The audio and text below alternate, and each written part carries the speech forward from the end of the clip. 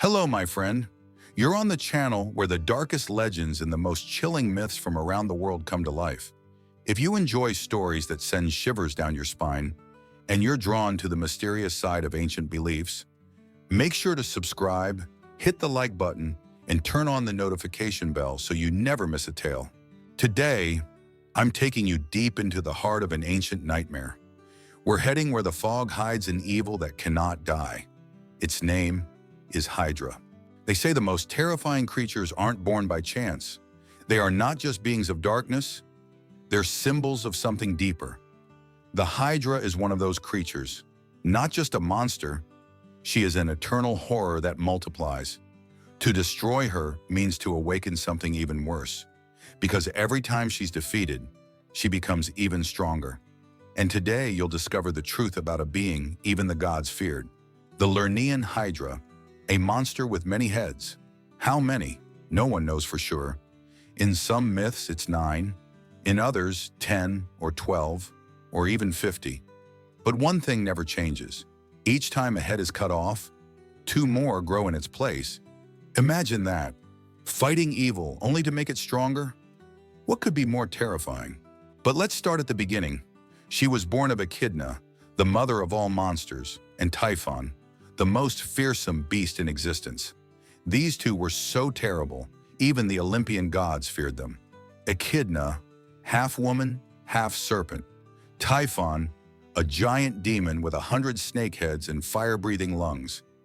And from this hellish union came the Hydra, a child of poison, swamp, and eternal death. She lived near the city of Lerna, in a swamp that stank of rot and fear.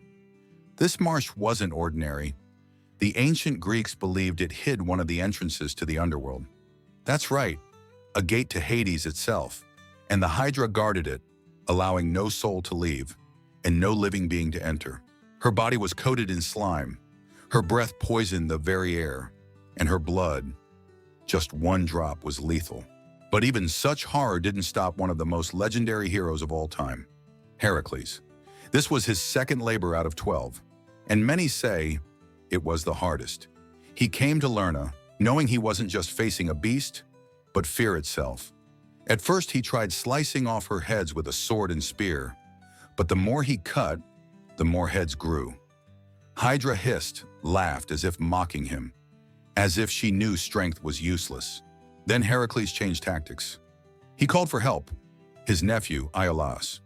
And while Heracles cut off the heads, Iolaus cauterized the wounds with fire, stopping them from growing back. Bit by bit, they reached the central, immortal head, the one that couldn't die. Heracles sliced it off and buried it deep beneath the earth. But was it truly dead? You see, Heracles kept some of Hydra's blood, smearing it on his arrows, and those arrows would later bring death to many, including himself. Even in death, the Hydra continued to kill. But was it really death? Across many cultures, similar beings exist. Multi-headed serpents, dragons, monsters. In China, Xiangliu, a 9-headed snake that poisoned the land. In Japan, Yamata no Orochi, an 8-headed serpent that devoured maidens. In Slavic myths, the Zmei, a swamp-dwelling beast guarding gold or souls. They all share something: snake-like bodies, multiple heads, deadly poison, and a link to death. Could it be the same fear, just with different names? The Hydra isn't just a monster, it's an archetype, a symbol of problems you can't solve with one blow. A metaphor for evil that multiplies when ignored.